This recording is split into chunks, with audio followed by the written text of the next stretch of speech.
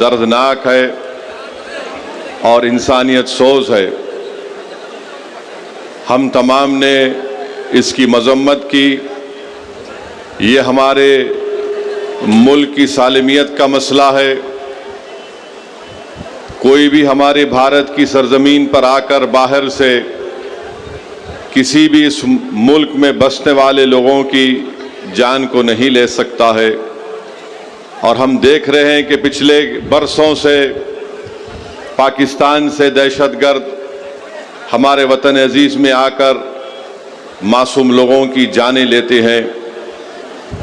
मेरे अजीज़ दोस्तों और बुज़ुर्गों, ये ऐसा मसला है कि हम मौजूदा हुकूमत के साथ खड़े हैं और हम उम्मीद करते हैं कि भारत के वज़ीर आज़म जो पाकिस्तान से दहशतगर्द आए और जिन्होंने यहाँ पर आकर हमारे 26 लोगों का कत्ल किया, नरेंद्र मोदी इन जालिमों के खिलाफ एक्शन लेंगे और जिन्होंने अपनी जानों को खोया है उन परिवार के लोगों से वो इंसाफ करेंगे। हम उम्मीद करते हैं कि एक ठोस इक़दाम किया जाएगा ताकि पाकिस्तान दोबारा भारत में किसी भी एक भारत के नागरिक को मारने की कोशिश नहीं करेगा। हम इस मामले में पूरी तरीके से जो हुकूमत इक़दाम या फैसला करेगी हम उसकी तायीद करते हैं और हम इस सरजमीन में खड़े होकर पाकिस्तान के वो ISI के आसिम मुनीर को कहना चाहेंगे जो अपनी तकरीर में एक बकवास अनाप शनाप बातें बके हैं। हम आसिम मुनीर को कहना चाहेंगे कि सन 47 में हमने फैसला ले लिया कि हम भारत को छोड़कर नहीं जाएंगे। हमने जिना के पैगाम को ठुकराया। भारत ही हमारी सरजमीन थी, भारत ही हमारी सरजमीन है और इंशाअल्लाह भारत ही हमारी सरजमीन रहेगा। और हम वो लोग जो आज पाकिस्तान में बैठकर बकवास बक रहे हैं, हम उनसे कहना चाहेंगे कि तुम इस्लाम को जानते नहीं हो, तुम इस्लाम की तालीमात से महरूम हो, तुम कुरान के उस इनकलाबी पैगाम को भुला दिए, तुमने रसूलुल्लाह सल्लल्लाहु अलैहि वसल्लम की सुन्नत को भुला दिए। तुम ऐसे मुल्क में बैठकर जहां पर अंदरूनी तौर पर किसी को महाजिर कहा जाता है, किसी को पठान के नाम से पुकारा जाता है, तुम्हारे मुल्क में इतनी गरीबी है कि गरीबी की वजह से लोग आज वहां पर परेशान हैं। अफगानिस्तान से तुम्हारा झगड़ा, ईरान की बॉर्डर पर तुम्हारा झगड़ा है। आज पाकिस्तान में बैठकर लोग इस तरह की अनाप शनाप बकवास बकते हैं। पाकिस्तान एक फेल्ड नेशन है और याद रखिए ये ताकतें कभी भी भारत को सुकून से रहने नहीं देंगी। आज वक्त है कि हम इनको एक मौसर जवाब दें ताकि हमेशा के लिए ये दहशत गर्दी का ये जहर हमेशा के लिए ख़त्म होकर रह जाए। बांग्लादेश में भी कोई एक साहब अनाप शनाप बक रहे हैं कि नॉर्थ ईस्ट में ऐसा कर देंगे। मैं उनसे भी कहूँगा कि भाई साहब जो मुल्क आपको मिला है वो हमारी वजह से मिला है, अपने मुल्क में आराम से रहो। याद रखो जब भारत पर अगर कोई उंगली उठाता है तो हम अपने तमाम इख्तलाफात को भूलकर एक सीसा पिला हुई दीवार की तरह खड़े हो जाते हैं। तो हम इन तमाम लोगों से कहेंगे कि आज आपने बुरी नज़र से भारत की तरफ उठाकर देखा है।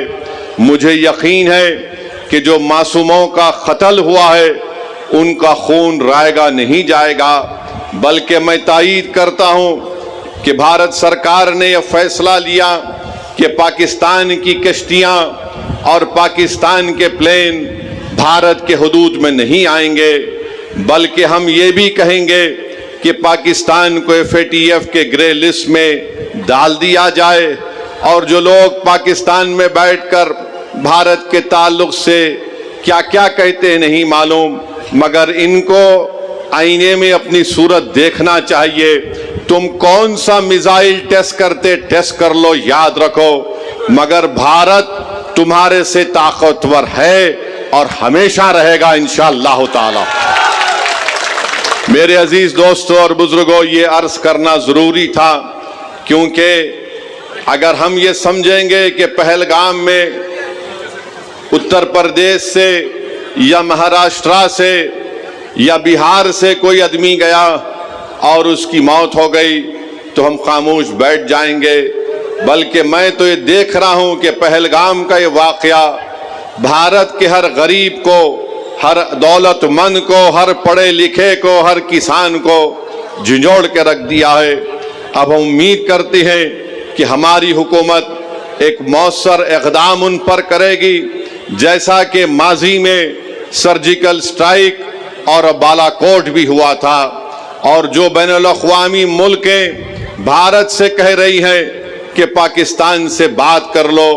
अरे फिर यूक्रेन और रशिया में क्या हुआ, तुमने क्या किया वहां पर? मेरे अजीज दोस्तों और बुजुर्गों, ये एक हिसास मसला है और इस मसले के ऊपर हमको एक होकर खड़े होना है।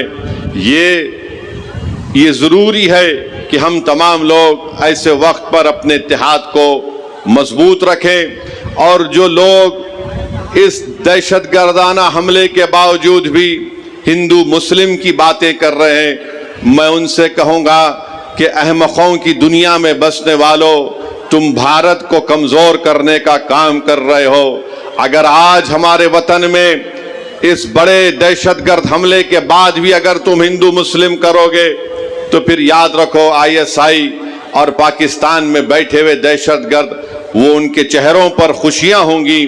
तो हम उनसे भी कहेंगे कि तुमको जो कुछ अनाप शनाप बकना है, थोड़े दिन खामोश बैठ जाओ, ताकि हम एक मौसर जवाब दे सकें, ताकि हमेशा के लिए इस देश में दहशतगर्दी का खात्मा हो सके। मेरे अजीज दोस्तों और बुजुर्गों, अब बात मुल्क के अंदर की जो मैं कर रहा हूं वो इस वक्फ कानून के खिलाफ है। आप जानते हैं कि जब पार्लियामेंट में इस बिल को लाया गया, हम तमाम ने इस बिल की मुखालिफत की। फिर इस बिल को कानून बनने से पहले पार्लियामेंट की कमेटी के पास भिजाया गया।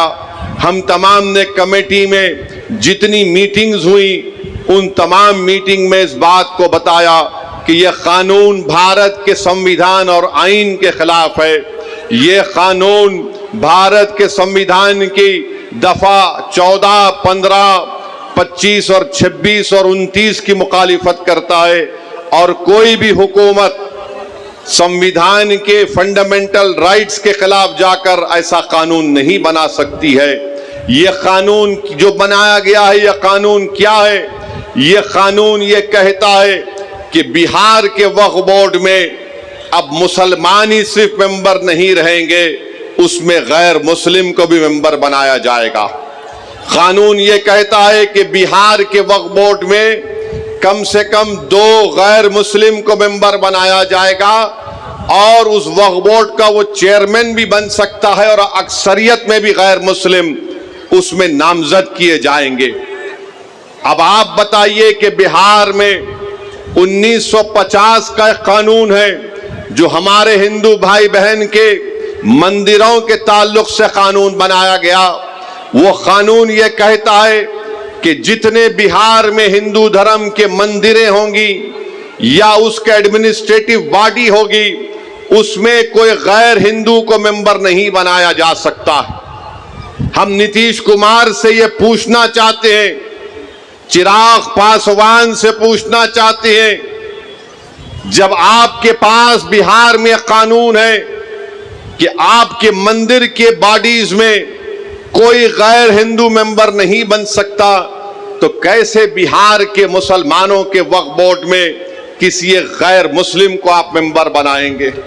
बिहार में बोध गाया है, बोध गाया में वहां पर सिर्फ बौद्ध मजहब के और हिंदू धर्म के मानने वाले मेंबर बन सकते हैं। तो फिर आप बिहार में मुसलमानों के वक्फ बोर्ड में कैसे आप किसी गैर मुस्लिम को बनाएंगे।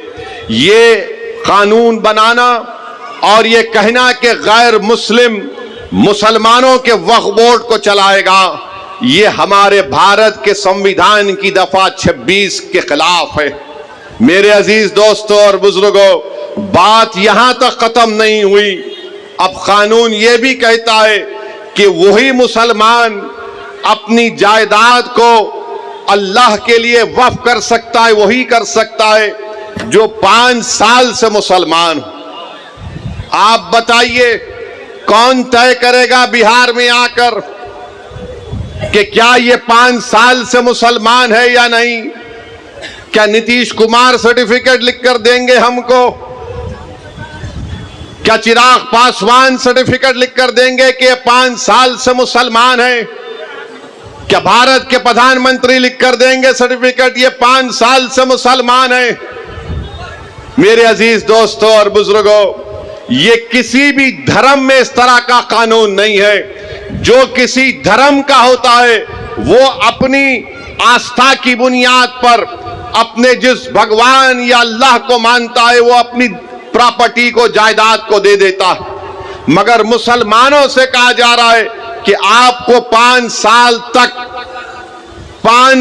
तक आपको ये बता रहा, आप उस 5 साल तक जायदाद नहीं दे सकते। कौन आकर फैसला करेगा? और अगर कोई एक महिला होगी, कोई हमारी बेटी होगी, बहन होगी, तो कौन जाकर उसको पूछेगा? ये इस तरह का कानून बनाया गया है कि 5 साल तक आप अपनी जायदाद को नहीं दे सकेंगे जब तक कि आप ये नहीं बताएंगे कि आप इस्लाम पर अमल कर रहे हैं। क्या मेरी दाढ़ी नरेंद्र मोदी से बड़ी है तो क्या मैं मुसलमान हो गया? क्या अगर कोई हमारी बहन हिजाब पहनी या नहीं पहनी तो मुसलमान होगी या नहीं होगी? यह गलत कानून बनाया गया। तीसरा यह कानून बनाया गया, उस कानून में यह बनाया गया कि अगर झगड़ा गवर्नमेंट की जायदाद में और वक्फ की जायदाद में होगा तो बिहार सरकार अपने एक ओहदेदार को नामजद करेगी और वो